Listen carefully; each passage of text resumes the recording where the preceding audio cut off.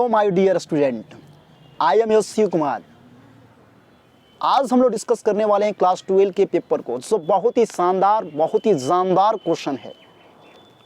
तो चलिए शुरू करते हैं क्लास 12 के केमिस्ट्री के पेपर को और देखते हैं किस तरह का क्वेश्चन है और किसका आंसर क्या होगा। तो बने रहिए हमारे साथ। चलिए पहला क्वेश्चन है, dry distillation of calcium formate gives, यानी कैल्शियम फॉर्मेट का ड्राई डिस्टिलेशन कराते हैं तो क्या ऑब्टेंट होता है, क्या प्राप्त होता है, क्या मिलता है। जानते हैं कि कैल्शियम फॉर्मेट का जब ड्राई डिस्टिलेशन कराते हैं तो क्या मिलता है, फॉर्मल्डिहाइड मिलता है। क्या मिलता है, फॉर्मल्डिहाइड, जिसका फॉर्मूला क्या होता है, HCHO, यानी ऑप्शन नंबर ए, HCHO, ऑप्शन नंबर हो जाएगा ए।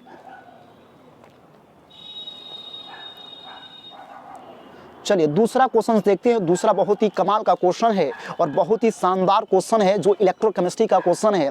क्या बोला है, the standard reduction potential value of elements A, B and C are plus 0.68, -2.50 volt and -0.5 volt respectively. The order of their reducing power is. तो हम जानते हैं जो रिडक्शन पोटेंशियल का वैल्यू होता है, जितना ज़्यादा होता है उसका रिड्यूसिंग पावर उतना ही कम। यानी ये कह सकते हैं कि reduction potential, standard reduction potential का वैल्यू जो होता है वह इन्वर्सली प्रोपोर्शनल होता है रिड्यूसिंग पावर का।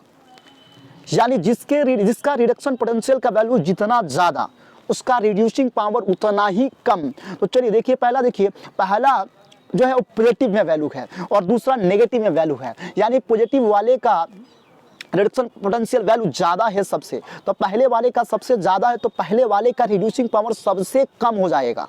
ठीक है, दूसरा देखते हैं। अब दो नेगेटिव में वैल्यू है, तो दो हम जानते हैं कि नेगेटिव में जितना वैल्यू ज़्यादा होता उतना ही वैल्यू छोटा, यानी कि -2.50 से बड़ा कौन सा है, तो -0.5 वोल्ट। तो इसीलिए सबसे ज़्यादा किसका हो जाएगा, सबसे ज़्यादा ए का, ठीक है, वह दिख रहा है पॉजिटिव वैल्यू है, और दूसरा हो जाएगा सी का, यानी -0.5 वोल्ट, और सबसे कम वैल्यू जो है वह है बी नंबर का। तो अगर इसका उल्टा करेंगे हम लोग, यानी सबसे ज़्यादा वाले का सबसे कम होता है, सबसे ज़्यादा वाले का, ठीक है, यानी सबसे ज़्यादा जिसका रिडक्शन पोटेंशियल का वैल्यू होगा उसका रिड्यूसिंग पावर सबसे कम होगा, तो ऑप्शन हो जाएगा डी नंबर, यानी बी का सबसे क्या होगा, ज़्यादा होगा। बी का सबसे ज़्यादा, चूंकि इसके रिडक्शन पोटेंशियल का वैल्यू सबसे कम है, कम वाले का सबसे ज़्यादा। उसके बाद होगा सी का, और सबसे कम होगा किसका, डी का, चूंकि जितना ज़्यादा वैल्यू उसके रिडक्शन पोटेंशियल का वैल्यू, उसके रिड्यूसिंग पावर उतना ही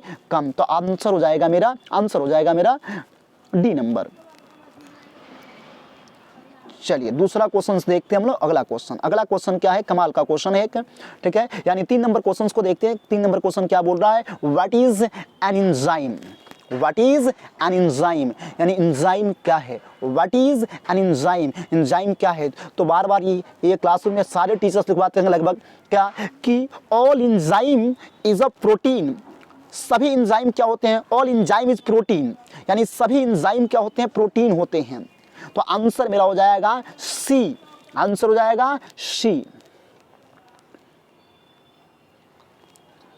उसके बाद देखते हैं अगला है, सल्फाइड अयस्कों का सांद्रण किया जाता है, यानी sulphide ores are concentrated by, तो हो जाएगा फेन उत्प्लावन विधि, जिसको इंग्लिश में कहते हैं froth floatation process. Option number A.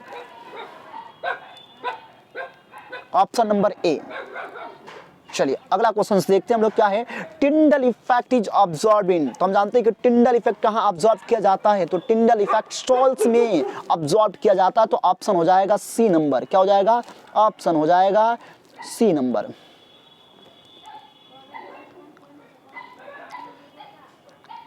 चलिए अगला क्या है, द रिएक्शन, बहुत ही कमाल का क्वेश्चन अगला, the reaction between alkyl halide and sodium metal.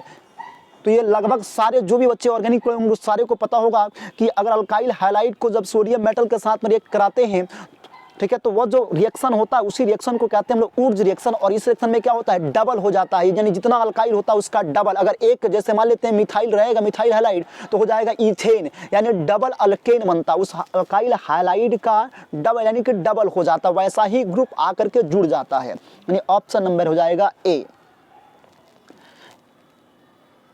Option number हो जाएगा ए यानी वुड्स रिएक्शन।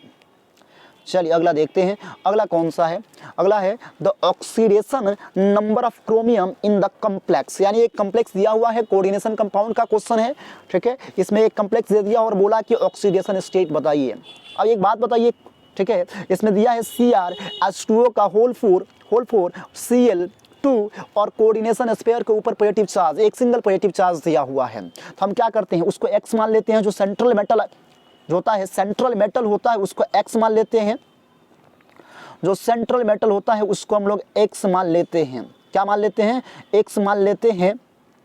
और उसके बाद देखिए H2O पर क्या, तो H2O एक न्यूट्रल लिगेंट होता है, इस पर कोई चार्ज नहीं होता है, तो क्या लिखेंगे, 0 लिखेंगे, उसके बाद 4 लिखेंगे, ठीक है।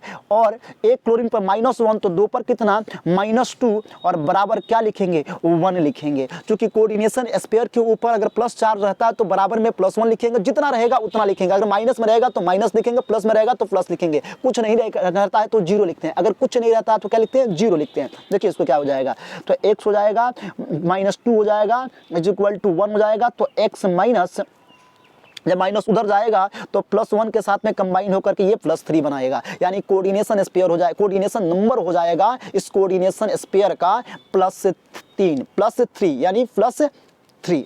तो ऑप्शन हो जाएगा इसका बी नंबर। क्या हो जाएगा ऑप्शन नंबर बी, ऑप्शन हो जाएगा बी, ऑप्शन हो जाएगा बी। चलिए अगला क्वेश्चन क्या है, इन द रिएक्शन, अब बहुत सारे बच्चों को ये लिखा हुआ OHCH2, ठीक, उसके बाद में ब्रैकेट में क्या लिखा हुआ CHOH का होल 4 इंटू बॉन्ड CHO और एरो के ऊपर लिखा हुआ SI और डेल्टा का साइन यानी हीट का साइन लिखा हुआ, तो कौन सा प्रोडक्ट बनेगा।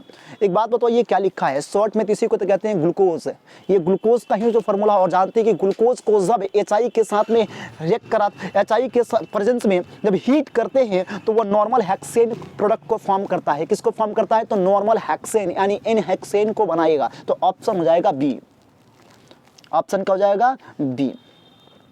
चलिए अगला जानते हैं पी पाई डी पाई बॉन्ड, पी पाई डी पाई बॉन्ड कहां बनेगा, तो इसमें पी ब्लॉक का क्वेश्चन है, ठीक है, और ये क्वेश्चन हो जाएगा, ठीक है, ऑप्शन नंबर हो जाएगा डी। चलिए अगला देखते हैं हम लोग क्या है, 10 नंबर क्वेश्चन है, वर्ग 16 के तत्व कहलाते हैं, the element of group 16 are known as. देखिए ऑप्शन, अगर ये आपका ऑप्शन पता भी नहीं तभी मार सकते हैं, कैसे, देखिए हैलोजन किसको कहते हैं, तो हैलोजन हम लोग 17वें ग्रुप को कहते हैं, 17 ग्रुप के एलिमेंट को हैलोजन कहते हैं। अगला क्वेश्चन क्या है, बी नंबर को छोड़िए, अगला क्वेश्चन ट्रांजिशन एलिमेंट, हम ट्रांजिशन एलिमेंट कहते हैं डी ब्लॉक को। अब डी ब्लॉक 16 ग्रुप में आता नहीं है। और अगला है उत्कृष्ट गैस यानी नोबल गैस है, सिंपल सा आंसर हो जाएगा बी नंबर यानी कि कैलोजेन, जिसको इंग्लिश में कहते हैं चालकोजेन। क्या ऑप्शन हो जाएगा, हिंदी में जाएगा कैलोजेन और आंसर हो जाएगा बी में चालकोजेन, यानी ग्रुप क्वेश्चन नंबर 10 का आंसर होगा बी। चलिए अगला क्वेश्चन देखते हैं हम लोग क्या है, ठीक है, the element showing highest oxidation state among first transition series is. देखिए ये डी ब्लॉक का क्वेश्चन है, पूछा गया क्या इसमें से, ठीक है ना, सबसे ज्यादा, इसमें क्वेश्चन पूछा गया the element showing highest oxidation state among first transition series, यानी फर्स्ट ट्रांजिशन सीरीज में सबसे ज्यादा कौन ऑक्सीडेशन स्टेट को शो करेगा। तो हम जानते हैं कि सबसे ज्यादा इसमें जो ट्रांजिशन स्टेट शो करता है वो होता है +7 जो मैग्नीज के द्वारा शो किया जाता है, यानी आंसर हो जाएगा मेरा डी।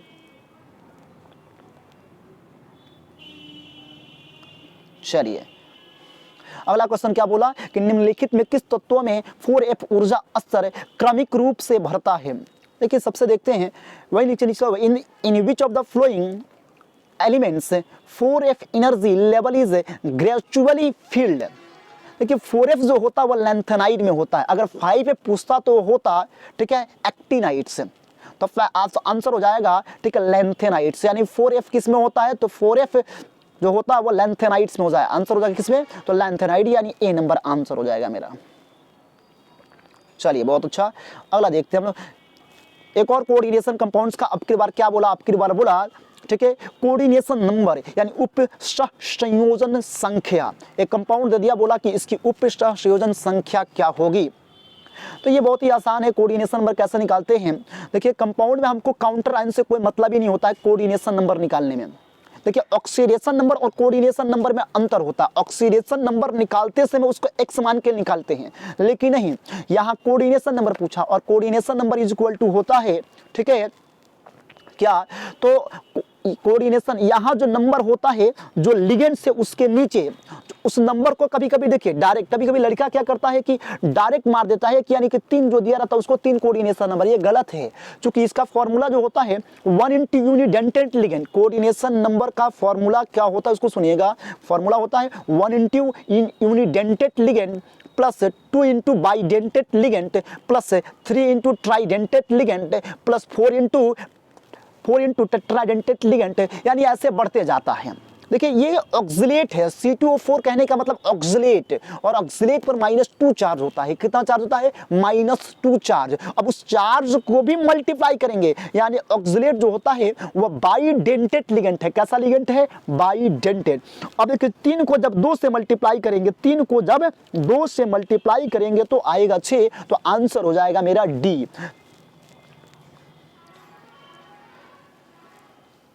चलिए अगला क्वेश्चन क्या पूछा, द इलेक्ट्रोमोटिव, यानी कि हिंदी में पूछा, क्या हिंदी में पढ़ते हैं पहले इसको, क्या लिखा हुआ है, किसी सेल क्वेश्चन नंबर 14 देखिएगा, किसी सेल अभिक्रिया की साम्य अवस्था पर सेल का विद्युत वाहक बल यानी ईएमएफ होता है, यानी इंग्लिश में इसको पढ़ते हैं द इलेक्ट्रोमोटिव फोर्स यानी EMF of the cell for the cell reaction at equilibrium state is 0। ये पॉइंट नोट का पॉइंट है, सुनिएगा, ये बार बार सारे ये टीचर्स लिखवाते भी, ठीक है, क्या लिखवाते हैं कि the electromotive force of the cell for the cell reaction at equilibrium state is 0, यानी कि इक्विलिब्रियम स्टेट पर सेल रिएक्शन, इक्विलिब्रियम स्टेट पर किसी भी सेल रिएक्शन का इलेक्ट्रोमोटिव फोर्स यानी ईएमएफ जिसको कहते हैं, सुनिएगा फिर से क्या बोल रहा हूँ, इक्विलिब्रियम स्टेट पर किसी भी सेल रिएक्शन का जो ईएमएफ होता है उसका वैल्यू 0 होता है। क्या होता है? 0। तो आंसर हो जाएगा मेरा बी। अगला क्वेश्चन देखते हैं 15 नंबर, बहुत ही कमाल का क्वेश्चन है। क्वेश्चन क्या बोला कि अभिक्रिया CH3CN मिथाइल साइनाइड को जब हाइड्रोनियम आयन से रिएक्शन करा दिया जाता है, यानी कि प्रेजेंस में रिएक्शन करा दिया जाता है, तो क्या उत्पाद है, यानी कि क्या प्रोडक्ट है, the product of the reaction, यानी इस रिएक्शन का प्रोडक्ट क्या होगा। चलिए देखिए बताइए क्या होगा ऑप्शन, यानी 15 नंबर क्वेश्चन, 15 नंबर क्वेश्चन का आंसर, 15 नंबर के क्वेश्चन का आंसर हो जाएगा फॉर्मिक एसिड। क्या हो जाएगा? Formic acid. ठीक है, चलिए देखते हैं, पहला का हो जाएगा ए, 15 का हो जाएगा ए। चलिए आगे चलते हैं हम लोग। Which of the flowing bonds is the strongest? सबसे इसमें से कौन सा बॉन्ड सबसे ज्यादा प्रबल है, यानी सबसे ज्यादा स्ट्रॉन्ग है। तो याद रखिएगा Cl2 के बीच का जो बॉन्ड होता है वह सबसे ज्यादा स्ट्रॉन्ग होता है, तो आंसर हो जाएगा मेरा बी।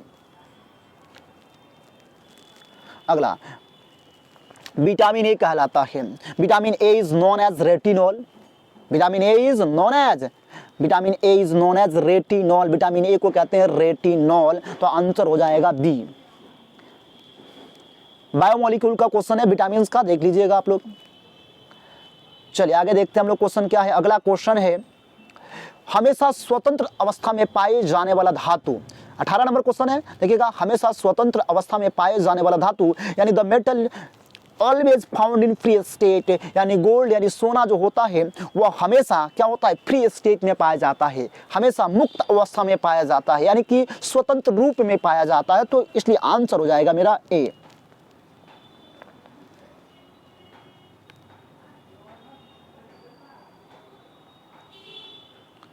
चलिए अगला क्वेश्चन है द बेस्ट वे, यानी कि लोहे का जंग, लोहे का जंग लगने से रोकने का सबसे अच्छा तरीका है, यानी कि लोहे को जंग लगने से रोक सकते हैं क्या करके, तो कैथोड बना करके। क्या बना करके हो, कैथोड बना करके, यानी उसका आयरन का कैथोड, इस लोहे को कैथोड बना करके रख देंगे तो उसमें आयरन, उसमें जंग, उस आयरन में, उस लोहे में जंग नहीं लगेगा। तो आंसर हो जाएगा मेरा ए। चलिए अगला क्या है, अगला है which is ethoxy ethane. Ethoxy ethane क्या होगा, तो दोनों साइड यानी ओ एटम के दोनों साइड क्या होता है, आईयूपीएसी नेम है इथॉक्सी इथेन, चूंकि इसका सॉरी कॉमन नेम है। आईयूपीएसी नेम क्या हो जाएगा, आईयूपीएसी नेम इसका हो जाएगा,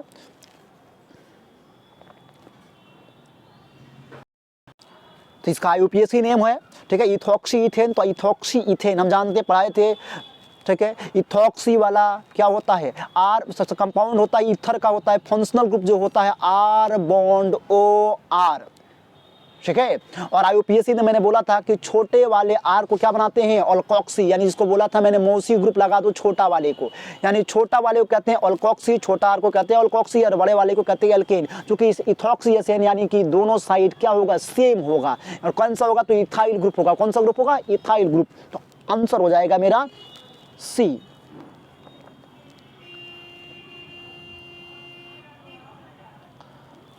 चलिए आगे देखते हैं हम लोग।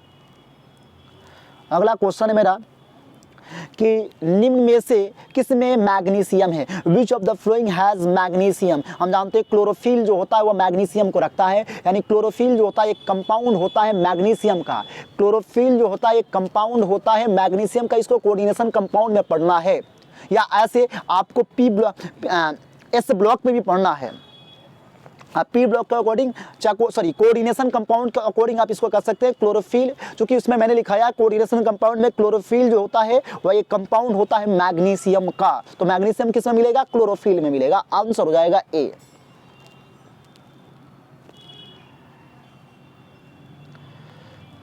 चलिए अगला क्वेश्चन देखते हैं। अगला क्वेश्चन है अभिकारक अणुओं को उत्पाद में परिवर्तित होने के लिए आवश्यक न्यूनतम ऊर्जा होती है। हम जानते हैं रिएक्टेंट को प्रोडक्ट में बदलने के लिए जो कम से कम एनर्जी चाहिए, कम से कम एनर्जी चाहिए, उसी को तो कहते हैं एक्टिवेशन एनर्जी। कौन सा एनर्जी कहते हैं भाई, एक्टिवेशन एनर्जी, या the minimum amount of energy required to convert reactant molecule into the product is, यानी कि रिएक्टेंट मॉलिक्यूल को प्रोडक्ट में कन्वर्ट करने के लिए जो एनर्जी चाहिए उसको हम लोग क्या कहते हैं, उसको कहते हैं एक्टिवेशन एनर्जी, यानी आंसर हो जाएगा सी। चलिए अगला देखते हैं हम लोग। कमाल का क्वेश्चन है ये, हालांकि इस पे कॉन्सेंट्रेट, बहुत सारे टीचर इसको कॉन्सेंट्रेट नहीं करते हैं, मैंने लिखाया है, ठीक है। आप लोग की कॉपी खोल के, क्या इसमें भौतिक अधिशोषण में लगभग ऊष्मा उत्सर्जित होती है किलोजूल पर मोल में। हम जानते हैं 20 से 40 किलोजूल, 20 से 40 किलोमोल ऊर्जा जो होती है, ठीक है ना, किलोजूल पर मोल ऊर्जा जो होती है उत्सर्जित होती है भौतिक अधिशोषण में, यानी कि फिजिकल एब्जॉर्प्शन में जो हीट एनर्जी जो क्या होती इवॉल्व होती है। देखो इवॉल्व का मतलब, इन्वॉल्व नहीं बोल रहा हूँ, इवॉल्व का मतलब होता है उत्सर्जित होना। तो इसका आंसर हो जाएगा ए। चलिए अगला क्वेश्चन है SN2 mechanism proceed via formation of carbocation, यानी SN2 क्रिया विधि में निर्माण होता है किसका, कार्बोकैटायन का। किसका, कार्बोकैटायन का। Answer number A. चलिए अगला देखते हैं हम लोग। अगला क्वेश्चन है कि विच ऑफ द, यानी कि निम्न में से कौन सा योग जल में विलय है। तो देखिए क्लोरोफॉर्म जो होता है वह जल में विलय होता है। क्या होता है, जल में विलय होता है। तो आंसर हो जाएगा 25 का ए। 25 का क्या हो जाएगा, ए। चलिए अगला देखते हैं हम लोग। अगला क्वेश्चन है कार्बोनिल समूह के, यानी कार्बोनिल समूह दे दिया है आपको कि कार्बन पर कौन सा प्रसंकरण है या होता है। The hybridization of carbon in carbonyl group is, एक बात बताइए, मैंने बताया था ऑर्गेनिक केमिस्ट्री में, ऑर्गेनिक केमिस्ट्री में जब किसी एलिमेंट का हाइब्रिडाइजेशन बताना होता है तो वहाँ डबल बॉन्ड ट्रिपल बॉन्ड का जो पाई बॉन्ड होता है उसको कंसीडर नहीं करके चलना होता है, यानी डबल बॉन्ड को भी सिंगल मान के चलते हैं, क्योंकि हम लोग हाइब्रिडाइजेशन में पाई बॉन्ड को काउंट नहीं करते हैं। तो यानी क्या हो जाएगा, यहाँ एक ये सिंगल बॉन्ड, एक ऊपर सिंगल बॉन्ड, एक ऊपर सिंगल बॉन्ड है, एक ऊपर सिंगल बॉन्ड है, एक इधर लेफ्ट में है और डबल बॉन्ड है, तो डबल बॉन्ड को सिंगल ही मान के चलेंगे तो टोटल बॉन्ड कितना हुआ 1 2 3, यानी टोटल सिग्मा बॉन्ड कितना हुआ 1 2 3, अब 3 सिग्मा बॉन्ड हुआ इसलिए इसका हाइब्रिडाइजेशन हो जाएगा sp2, तो आंसर हो जाएगा बी। चलिए अगला क्वेश्चन देखते हैं हम लोग। 27 नंबर क्वेश्चन क्या है, formaldehyde on heating with NaOH solution, यानी फॉर्मल्डिहाइड को जब हीट करते हैं सोडियम हाइड्रोक्साइड के साथ में तो क्या मिलता है, तो सोडियम हाइड्रोक्साइड को जब NaOH के साथ हीट करते हैं तो मिथाइल अल्कोहल मिलता है। क्या मिलता है भाई, मिथाइल अल्कोहल मिलता है, तो आंसर कौन सा हो जाएगा सी, आंसर कौन सा हो जाएगा सी, आंसर हो जाएगा मेरा सी मिथाइल अल्कोहल।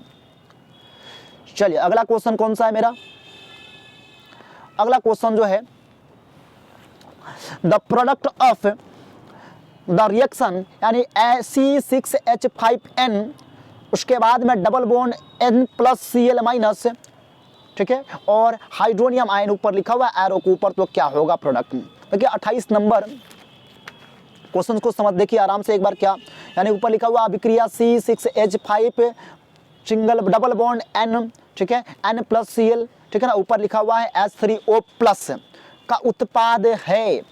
तो जानते हैं कि इसको क्या करेंगे, जब हाइड्रोनियम आयन से रिएक्शन कराते हो तो आंसर मिलता है फिनॉल। क्या मिलेगा, फिनॉल, यानी कि यहाँ से जो ये N वाला पार्ट होगा वो अलग चला जाएगा, क्या होगा, निकल जाएगा, उसके जगह पर OH ऐड होगा, OH क्या ऐड होगा, OH, और C6H5 का मतलब होता है फिनाइल, और उसमें जब ऐड होगा OH तो हो जाएगा फिनॉल। क्या हो जाएगा, फिनॉल, यानी मेरा आंसर हो जाएगा बी, यानी फिनॉल हो जाएगा ऐसे, ये हो गया मेरा फिनॉल, और ऑप्शन नंबर बी कौन सा हो जाएगा, बी। चलिए अगला क्वेश्चन क्या है, अगला क्वेश्चन 29 नंबर है, निम्नांकित अभिक्रिया का प्रमुख प्रतिफल है, निम्नांकित निम्नांकित अभिक्रिया का प्रमुख प्रतिफल है। चलिए देखते हैं इसका आंसर क्या होगा, फिनॉल होगा या टोल्यूइन होगा कि क्या होगा, तो इसका आंसर हो जाएगा, ठीक है, ऑप्शन नंबर बी।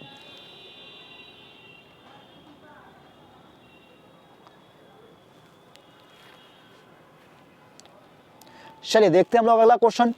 अगला क्वेश्चन क्या है, निम्नलिखित में कौन कृत्रिम मीठा अभिकर्ता है, यानी विच of the following is artificial sweetening agent, तो सैक्रिन, अस्पार्टम, एलिटेम, सोडियम साइक्लोमेट, ये सभी के सभी क्या होते हैं, ये सभी के सभी आर्टिफिशियल स्वीटनिंग एजेंट होते हैं, आर्टिफिशियल स्वीटनिंग एजेंट होते हैं, तो आंसर हो जाएगा मेरा डी। चलिए 31 नंबर क्वेश्चन देखते हैं कि निम्न में कौन सा प्राकृतिक बहुलक है। लेकिन नायलॉन तो हम लोग बनाते हैं, नायलॉन 6 जो होता है, नायलॉन तो मैंने बताया था क्लासरूम में 3 नायलॉन बताया था मैंने, नायलॉन 3 बताया था, पहला बताया था नायलॉन 6, दूसरा बताया था नायलॉन 6 और एक और बताया था नायलॉन 6 नायलॉन, ठीक है, नायलॉन 6 नायलॉन 10, एक और होता है लेकिन अभी उसको नहीं बता रहा हूँ मैं। 4 तरह का नायलॉन होता है लेकिन 3 तरह क्लास में शायद 4 तरह का बताया था। चलिए लेकिन ये तो प्रिपेयर किया जाता है, यानी कि बनाया जाता है लैब में, प्रयोगशाला में बनाया जाता है, तो फिर कृत्रिम हो गया, क्या हो गया, कृत्रिम, प्राकृतिक नहीं हुआ। बुन्ना एस भी बनाया जाता है, तो ब्यूटा 1,3-डाई यानी स्टाइरिन को जब मिला करके मिला करके यानी कि दोनों का पॉलीमराइजेशन कराया जाता है तो जाके बनता है आपका ब्यूटा स्टाइरिन, बुन्ना एस, यानी कि बुन्ना एस। अगला है टेरिलीन, ये भी लैब में ही प्रिपेयर किया जाता है, यानी कि ये भी आर्टिफिशियल। ऑप्शन हो जाएगा मेरा कौन सा, ए, यानी कि ऑप्शन नंबर ए, यानी कि प्रोटीन जो होता है उसको प्रिपेयर नहीं करते हैं, ये क्या होता है, एक नेचुरल पॉलीमर होता है। ऑप्शन नंबर देखते हैं।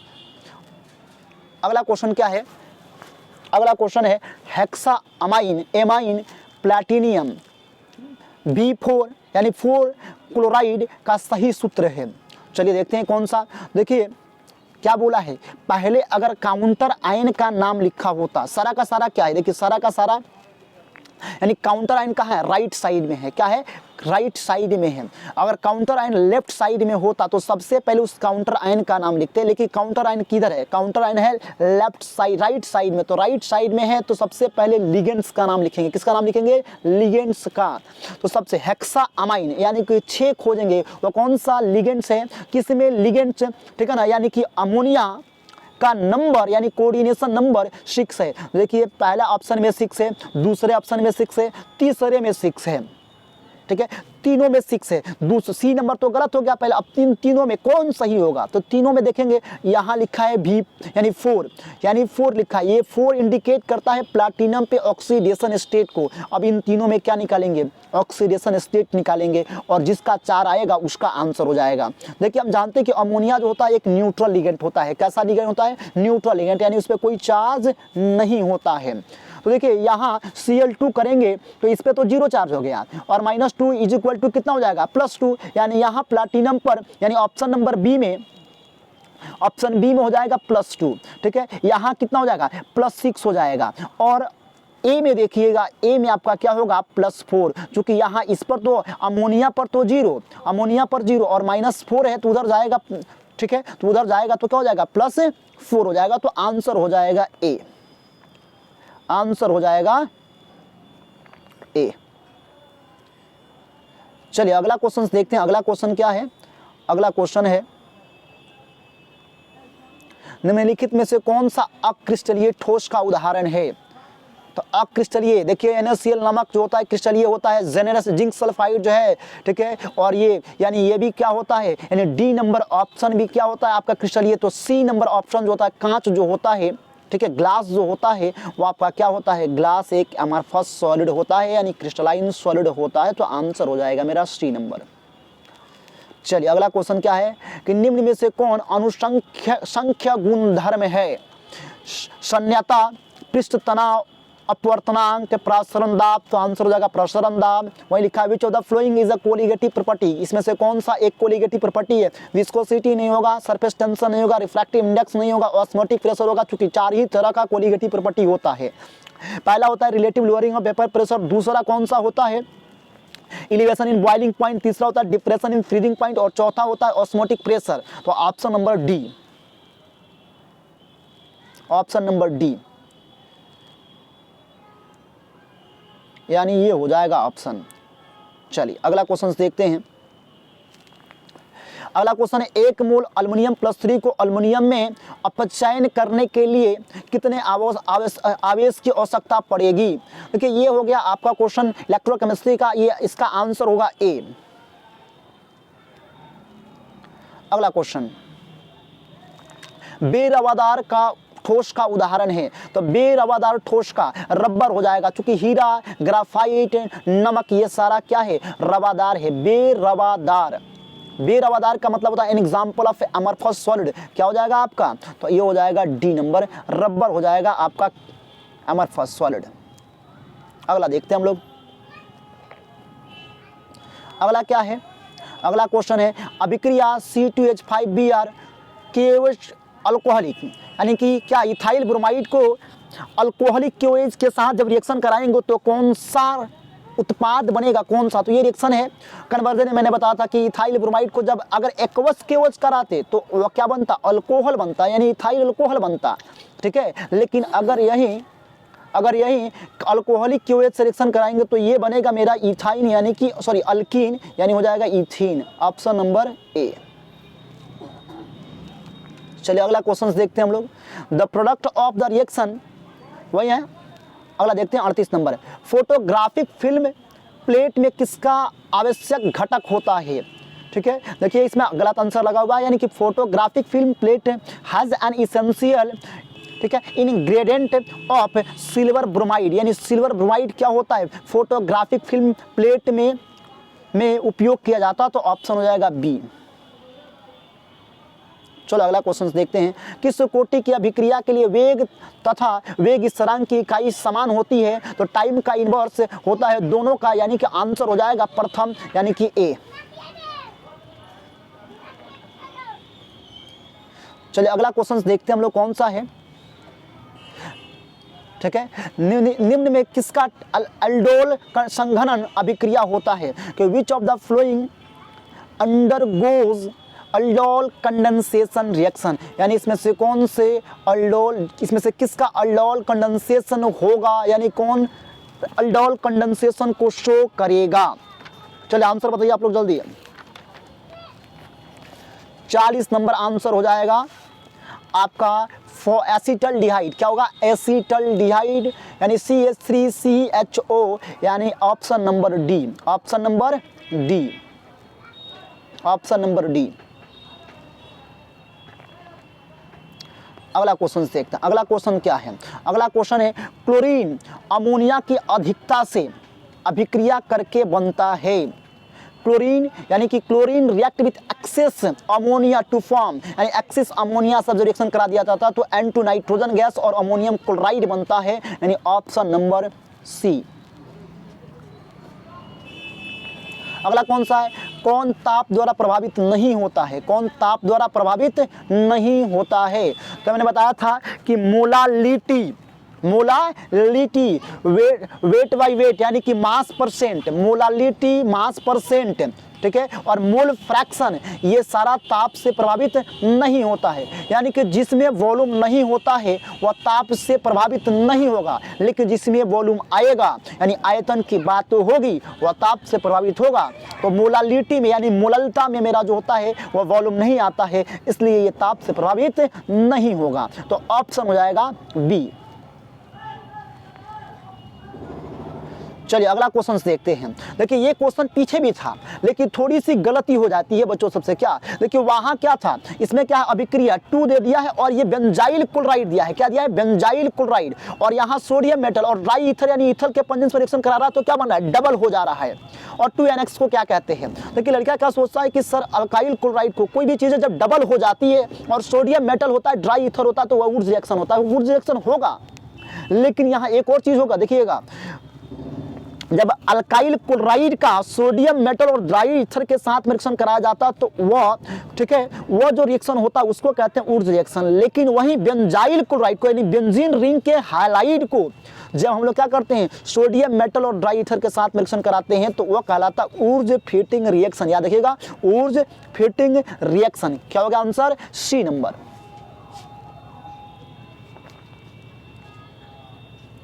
अगला फिनॉल को, यानी कि अगला क्वेश्चन हो गया मेरा 44 नंबर। क्या क्वेश्चन है? फिनॉल को सैलिसाइल्डिहाइड में निम्नलिखित में किस अभिक्रिया के द्वारा परिवर्तित किया जाता है? By which of the following reaction phenol is converted into salicylaldehyde. हम जानते हैं कि राइमर टाइमन रिएक्शन तो यही होता है। क्या होता है? फिनॉल किस में कन्वर्ट हो जाता है? तो सैलिसाइल्डिहाइड में। किस में कन्वर्ट होता है? सैलिसाइल्डिहाइड में। तो आंसर हो जाएगा सी। आंसर क्या हो जाएगा? सी। राइमर टाइमेन अभिक्रिया। चलिए अगला चलते हैं हम लोग। कौन सा अगला है? प्राथमिक एमीन की पहचान किस के द्वारा की जाती है? यानी primary amine is detected by. तो प्राइमरी अमाइन को हम लोग डिटेक्ट करते हैं क्लोरोफॉर्म और KOH पोटासियम हाइड्रोक्साइड के द्वारा। तो ऑप्शन हो जाएगा बी। अगला एस्कॉर्बिक अम्ल है। एस्कॉर्बिक अम्ल क्या होता है? तो एस्कॉर्बिक अम्ल एक विटामिन होता है या बताइए आप लोग, या प्रोटीन होता है? एंजाइम एमिनो एसिड तो होगा नहीं, कौन सा होगा? विटामिन होगा या प्रोटीन होगा? तो भाई विटामिन होगा। एस्कॉर्बिक एसिड क्या होता है? एक विटामिन होता है। तो आंसर हो जाएगा बी नंबर, ए नंबर। चलिए अगला देखते हैं। वह पदार्थ जो शरीर के ताप को कम करता है कहलाता है। यानी बुखार जैसे लगता है भाई तो उसमें ताप कम करने वाले दवा को हम लेते हैं तो उसको कहते हैं ज्वरनाशी। क्या करते हैं भाई? ज्वरनाशी। यानी जो दवा लेते हैं उसको कहते हैं ज्वरनाशी। यानी यहाँ हो जाएगा antipyretic. Substance which lower the body temperature is known as antipyretic. क्या होता है? एंटीपायरेटिक। एनाल्जेसिक। अगला क्वेश्चन क्या वो, इसमें अगला ऑप्शन दिया हुआ है एनाल्जेसिक। एनाल्जेसिक कभी होगा नहीं क्योंकि दर्द में वो खाया जाता है। दर्द में क्या होता है? एनाल्जेसिक होता है। एंटीबायोटिक तो किसी पर्सनल बीमारी की दवा नहीं होती, तो इन्फेक्शन के लिए जो बैक्टीरिया को किल, ठीक है ना, बैक्टीरिया के ग्रोथ को रोकने के लिए एंटीबायोटिक खाया जाता है। तो ऑप्शन होगा मेरा ए, यानी एंटीबायोटिक, सॉरी क्या बोलते हैं? एंटीपायरेटिक। अगला देखिए, रवा में जब इलेक्ट्रॉन ऋणायन द्वारा खाली स्थान में पकड़ लिया जाता है तब कौन सा दोष होता है? शॉर्टकी दोष, फ्रैंकेल दोष, ठीक है। देखिए क्या होता है जब नेगेटिव यानी कि जो उसमें ऋणायन जो होता है निकल जाता है, उसके जगह पर जब इलेक्ट्रॉन आ जाता है तो उसको हम लोग कहते हैं एब्सेंटर। क्या कहते हैं? एब्सेंटर। तो आंसर हो जाएगा मेरा सॉरी इसका आंसर होगा नॉन ऑफ दीज, चूंकि देखिए बोला है कौन सा दोष होगा, तो कौन सा दोष जो होगा, आंसर देखते हैं 48 नंबर बता रहे थे, ठीक है ना। 48 नंबर में क्या हो जाएगा, रवा में जब इलेक्ट्रॉन रिनाइन द्वारा खाली स्थान को पकड़ लिया जाता है तो कौन सा दोष होता है। देखिए कौन सा दोष होता है, शॉर्टकी दोष, फ्रैंकल दोष नहीं होता है, नहीं होता, चूंकि बताते हैं शॉर्टकी दोष और फ्रैंकल दोष में क्या होता है, इलेक्ट्रॉन नहीं आता है। दूसरी बात, अब लड़का क्या करेगा, एफ सेंटर मारेगा, भाई तो दोष नहीं हुआ एफ सेंटर। एफ सेंटर में क्या होता है, इलेक्ट्रॉन आता है, इसलिए चूंकि इलेक्ट्रिकल न्यूट्रलिटी मेंटेन रहे, तो इसमें आंसर होगा डी, कोई नहीं। अगला देखते हैं हम लोग,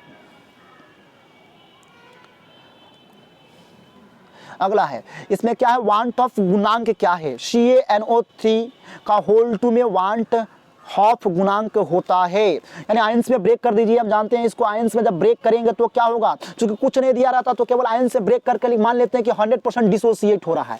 अगर डिसोसिएशन हो रहा है 100% मान लेते हैं, कुछ नहीं लिखा है कितना परसेंट डिसोसिएट हो रहा है, तो 100% मानते हैं, तो क्या होगा, आयंस में तोड़िएगा तो क्या टूटेगा, Ca, ठीक है, +2 +3 सॉरी 2NO3 -2 यानी 2 इसका और 1 इसका, तो कितना हुआ 3, यानी टोटल आयंस कितने हुए 3, तो आंसर हो जाएगा मेरा सी। चलिए अगला क्वेश्चन है, मानव शरीर नहीं उत्पन्न करता है, the human body does not produce, तो हम जानते हैं कि ह्यूमन बॉडी जो होता है एंजाइम को तो रखता है, डीएनए को रखता ही है, हार्मोन्स तो होता ही है, रखता ही है, क्या उत्पन्न नहीं करता है, विटामिन को उत्पन्न नहीं करता है, क्या उत्पन्न नहीं करता है, तो विटामिन उत्पन्न नहीं करता है, तो आंसर हो जाएगा 50 का ए, 50 का सी। चलिए अगला जो है, देखिए एक सेल दे दिया हुआ है जिसमें बीच में क्या किया है, जैसे Zn सॉलिड है, फिर वो किस में जा रहा है, Zn+2 यानी एक्वस सॉल्यूशन में, बीच में डबल लाइन दिया गया है जो इंडिकेट कर रहा है सॉल्ट ब्रिज को, क्या इंडिकेट कर रहा है, सॉल्ट ब्रिज। और जो जानते हैं सॉल्ट ब्रिज आ गया तो उसको क्या कहते हैं, गैल्वेनिक सेल, और गैल्वेनिक सेल यानी कि डैनियल सेल, उसी का एग्जाम्पल होता है क्या, डैनियल सेल का ही एग्जाम्पल, ठीक है ना, यानी Daniel cell, galvanic cell, Daniel cell, तो ये एक ही होता है, तो आंसर हो जाएगा बी।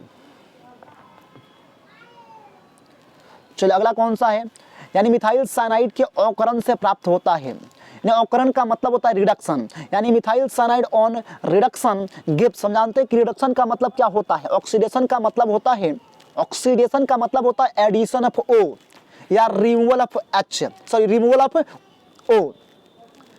ऑक्सीडेशन का मतलब होता है, ठीक है, देखिए दो तीन चीज मैंने इलेक्ट्रोकेमिस्ट्री लिखवाया है, पहला क्या लिखा था, एडिशन ऑफ O क्या कहलाता है, ऑक्सीडेशन, ठीक है, या रिमूवल ऑफ O जो कहलाता है वो ऑक्सीडेशन का रिडक्शन कहलाता है। एडिशन ऑक्सीडेशन, O का एडिशन ऑक्सीडेशन कहलाएगा, O को जो रिमूवल होगा वो क्या कहलाएगा, यानी ऑक्सीजन को निकालना क्या कहलाएगा, रिडक्शन। अब देखिएगा सर, H को निकालना ऑक्सीडेशन कहलाता है और H को जोड़ना क्या कहलाता है, रिडक्शन। यानी H जोड़ेगा, कहाँ जुटेगा, तो कार्बन और नाइट्रोजन के बीच में जुड़ेगा, तो कार्बन और नाइट्रोजन के बीच में जुड़ता है तो ये हो जाएगा इथाइल अमाइन, क्या हो जाएगा, इथाइल अमाइन, रिडक्शन हो रहा है इसलिए आंसर हो जाएगा इथाइल अमाइन, सी नंबर। अगला है सबसे प्रबल अम्ल है, तो जितना ऑक्सीजन ज़्यादा रहेगा इसमें, ठीक है, तो जितना ऑक्सीजन ज़्यादा रहेगा, हैलोजन का ऑक्सी एसिड होता है, हैलोजन का ऑक्सी एसिड, क्लोरीन का ऑक्सी एसिड है, यानी कि हैलोजन यानी क्लोरीन का ऑक्सी एसिड है, और जितना ज़्यादा ऑक्सीजन रहता है उतना ज़्यादा प्रबल होता है, उतना ज़्यादा स्ट्रॉन्ग होता है, तो आंसर हो जाएगा ए। चलिए अगला देखते हैं हम लोग, यानी अगला है क्या बोला गया है, इस क्वेश्चन को सॉल्व करते हैं। अगला क्वेश्चन क्या बोला गया है, 232 ग्राम चीनी के घोल में, ठीक है, 34.2 ग्राम चीनी है, घोल का मोलर द्रव्यमान क्या होगा। बोला गया है 234.2 ग्राम चीनी के घोल में 32 ग्राम चीनी है, घोल का मोलर द्रव्यमान क्या, सॉरी मोल क्या होगा, मोलर सांद्रण क्या होगा। मोलर सांद्रण का मतलब होता है मोलारिटी, नीचे लिखा भी हुआ है कि मोलारिटी क्या होगा।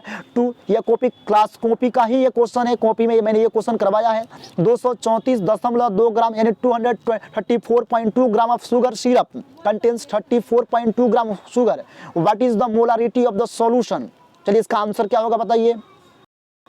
चलिए इस क्वेश्चन का आंसर आप लोग अपने कॉपी से देख लीजिए, ठीक है। What is the molarity of the solution. हालांकि यहाँ जो है मान लेते हैं कि मोलारिटी पूछना चाहिए था उसको, मोलारिटी पूछा कोई दिक्कत नहीं है, लेकिन यहाँ मोलारिटी होना चाहिए। मोलारिटी इसलिए होना चाहिए, देखिए मोलारिटी इसलिए होना चाहिए क्योंकि मोलारिटी पूछा है तो मोलारिटी फिट नहीं आता, चूंकि मोलारिटी इसलिए फिट नहीं आता है ना, क्या बोला गया है, इसलिए इसका आंसर मैं नहीं बता रहा हूँ 54 वाले का, ठीक है। 55 का देखते हैं हम लोग, आप वहाँ से देख लीजिएगा। 55 का आंसर देखते हैं। 55 क्या है, निम्न अभिक्रिया का प्रमुख प्रतिफल निम्नलिखित में कौन है, ठीक है। अभिक्रिया दे दिया है, क्लोरोफॉर्म को क्या कर रहा है, अभिक्रिया करा रहे हैं ऑक्सीजन से, किसके प्रेजेंस में, तो प्रकाश यानी सनलाइट के प्रेजेंस में। तो क्या मिलेगा, COCl2 मिलता है, COCl2 मिलता है, उसके बाद में क्या मिलता है, HCl मिलता है। तो आंसर हो जाएगा मेरा C नंबर, आंसर हो जाएगा C नंबर। चलिए अगला क्वेश्चन क्या है, IUPAC प्रणाली में एसीटोन का IUPAC नेम, हम जानते हैं कि एसीटोन जो होता है वह कॉमन नेम होता है, क्या होता है, कॉमन नेम, ठीक है। किसका कॉमन नेम होता है, तो कीटोन के में जो, ठीक है, प्रोपेनॉन होता है, प्रोपेनॉन का कॉमन नेम होता है। चूंकि एसीटोन का फॉर्मूला जो होता है वह एसीटोन का फॉर्मूला होता है CH3CO और CH3। आप जब IUPAC नाम लिखते हैं तो तीनों कार्बन को काउंट करते हैं, यानी कि फंक्शनल ग्रुप वाले कार्बन को भी काउंट करते हैं। तो 1 हो जाएगा, 2 हो जाएगा, 3 हो जाएगा, 3 कार्बन है तो क्या लिखेंगे, प्रोप लिखेंगे, ठीक है ना, और लास्ट में AN लगाएंगे और लास्ट में E की जगह पर ONE जोड़ते हैं, यानी प्रोपेनॉन आंसर हो जाएगा मेरा, ठीक है। चलिए तो आंसर हो जाएगा 56 का C नंबर, 56 क्या हो जाएगा, C नंबर। चलिए अगला क्वेश्चन देखते हैं। अगला क्वेश्चन क्या है, अगला क्वेश्चन है मेरा,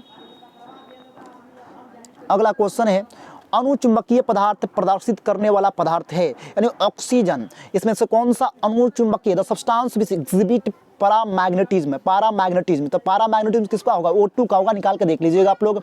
अनपेयर्ड इलेक्ट्रॉन होने चाहिए, क्या होना चाहिए, अनपेयर्ड इलेक्ट्रॉन। चलिए आंसर हो जाएगा कौन सा, B।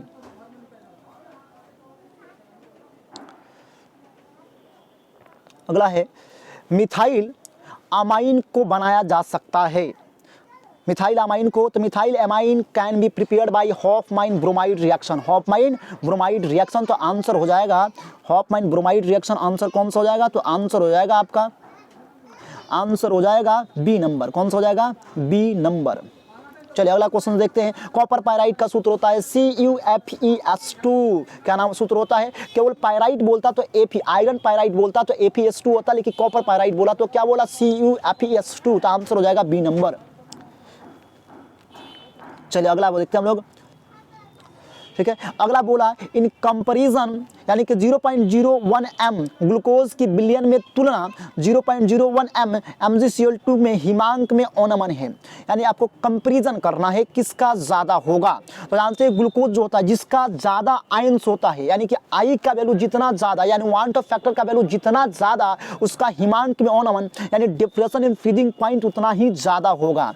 क्योंकि हम जानते हैं फॉर्मूला क्या होता है डिफ्यूजन इन फ्रीजिंग पॉइंट का, delta TF is equal to KF into M। तो क्या हो जाएगा, सॉरी आई भी होता है, तो जितना आई का वैल्यू, यानी आई का वैल्यू जितना ज़्यादा होगा उतना ही डिप्रेशन इन फ्रीजिंग पॉइंट ज़्यादा होगा। तो ऑप्शन क्या हो जाएगा, चलिए ऑप्शन को देखते हैं हम लोग। ऑप्शन पहला देखिए MgCl2 को ब्रेक कीजिएगा तो 3 आयन मिलेगा, कितना मिलेगा, MgCl2। जैसे MgCl2 को ब्रेक कीजिए, ऑप्शन नंबर 60 है आपका, सॉरी क्वेश्चन नंबर 60 है आपका, इसका देखिएगा MgCl2। तो MgCl2 को जब ब्रेक कीजिएगा तो मिलेगा Mg+2 और 2Cl माइनस। लेकिन ग्लूकोज क्या है, ग्लूकोज का जो आई का वैल्यू होता है वो 1 होता है, क्या होता है, 1 होता है, ठीक है। क्योंकि ग्लूकोज आयंस में टूटता ही नहीं है। तो ये देखिए इसमें कितना है 3, उसमें कितना है 1, तो लगभग कितना हो जाएगा, लगभग 3 गुना हो जाएगा। इसमें 3, आई का वैल्यू कितना है 3, और उसमें आई का वैल्यू कितना है 1 है। तो आई का वैल्यू जितना ज़्यादा होगा उसका, ठीक है, डिप्रेशन इन फ्रीजिंग पॉइंट का वैल्यू उतना ही ज़्यादा होगा। आंसर हो जाएगा मेरा कौन सा, आंसर हो जाएगा मेरा लगभग अबाउट 3 टाइम्स, यानी लगभग 3 गुना।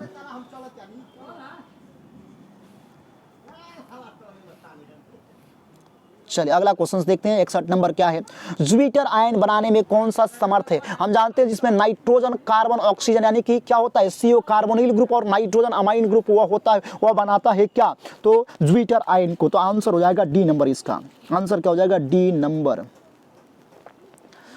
The process of smelting involves reduction of metal oxide, जानते हैं कार्बन, आंसर हो जाएगा कौन सा इसका, कार्बन। मेटलर्जी का क्वेश्चन, इसको देखिएगा।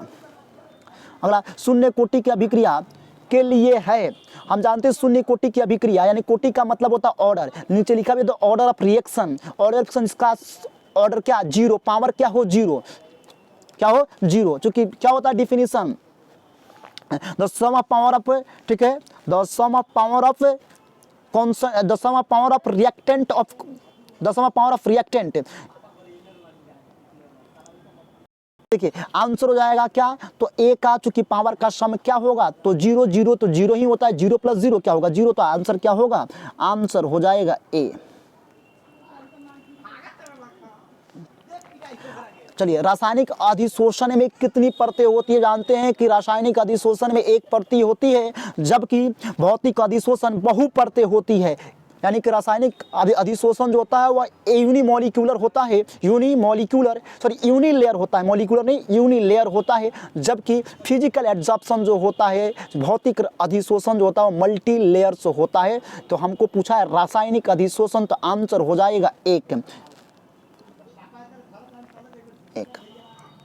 चलिए अगला क्वेश्चन देखते हैं, 65 नंबर, बैकेलाइट फिनॉल किसके साथ अभिक्रिया द्वारा प्राप्त होता है, बैकेलाइट, 65 नंबर क्वेश्चन बनाइए आप लोग, क्या बोला गया है सुनिए, थोड़ा सा दिमाग लगाइए। बैकेलाइट, बैकेलाइट को हम जानते हैं कि जब फिनॉल के साथ रिएक्शन कर, बैकेलाइट को क्या, जब फॉर्मल्डिहाइड, बैकेलाइट को जब फॉर्मल्डिहाइड के साथ रिएक्शन कराते हैं तो फिनॉल से किसके साथ अभिक्रिया, बैकेलाइट बनाते हैं, तो बैकेलाइट बनाने के समय फिनॉल को क्या करते हैं, फिनॉल को फॉर्मल्डिहाइड के साथ रिएक्शन कराते हैं, तब जाके बनता है बैकेलाइट। क्या बनता है, बैकेलाइट, जो बहुत बड़ा स्ट्रक्चर बनाए थे आप लोगों का, एकदम एक बोर्ड का एकदम बहुत ही क्रिटिकल स्ट्रक्चर था बैकेलाइट।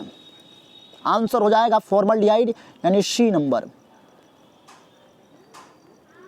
चलिए अगला क्या बोला है, उप सह संयोजन यौगिक यानी कोऑर्डिनेशन कंपाउंड दे दिया है, इसमें पूछा है कि निकेल की ऑक्सीकरण अवस्था क्या होगी, the coordination compound the oxidation state of nickel. देखिए साइनाइड पर कितना होता है, देखिए इसको आराम से निकालते हैं हम लोग, जानते हैं साइनाइड, एक साइनाइड पर -1 चार्ज होता है, तो पोटासियम प्लस एक पोटासियम पर एक, तो निकेल को क्या मानेंगे, यहाँ कंपाउंड ये है, इसको देखते हैं थोड़ा सा क्या है, इसको कैसे निकालते हैं। जैसे क्वेश्चन में ये हो जाएगा आपका, जैसे ये आपका है K4, इसको देखिए थोड़ा सा,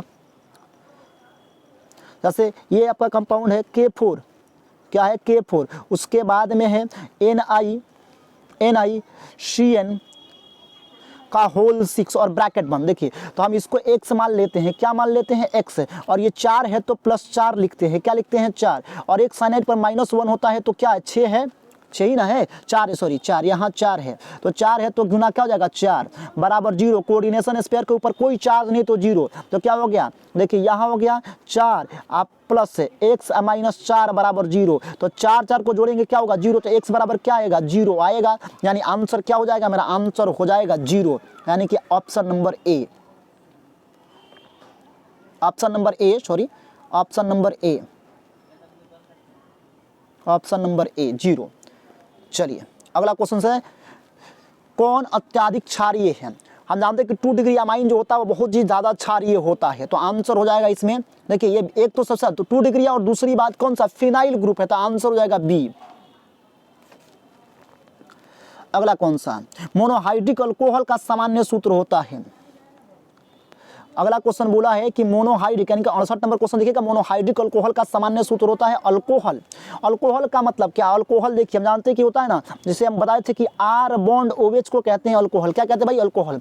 अब अल्कोहल का अल्काइल का जनरल फॉर्मूला क्या होता है, CnH2n, ठीक है, प्लस अगर 2 कर देंगे तो ये अल्केन, अल्केन से एक H निकालते हो तो अल्काइल बनता है, यानी कि 1, अल्कोहल का OH, तो इसका फॉर्मूला हो जाएगा CnH2n + 1 × OH। ऑप्शन नंबर खोजिए कौन सा हो जाएगा, तो ऑप्शन नंबर आपका हो जाएगा, ऑप्शन नंबर हो जाएगा ए, ऑप्शन नंबर हो जाएगा ए, ऑप्शन नंबर हो जाएगा ए। चलिए अगला क्वेश्चन देखिए, दूध निम्नलिखित में किसका उदाहरण जानते हैं, पायस का, यानी milk is an example of पायस इमल्सन, आंसर हो जाएगा ए। अगला क्वेश्चन देखते हैं, गलेना में किसका अयस्क है, हम जानते हैं गलेना जो है वह लेड यानी पीबी का अयस्क होता है, किसका होता है, पीबी का, ये और है, तो आंसर हो जाएगा बी, बी। चलिए धन्यवाद आप लोगों को देखने के लिए वीडियो। इसी तरह हमारी वीडियो को देखते रहिए और ज़्यादा से ज़्यादा लाइक करें, ज़्यादा से ज़्यादा सब्सक्राइब करें और ज़्यादा से ज़्यादा शेयर करें। Thank you so much.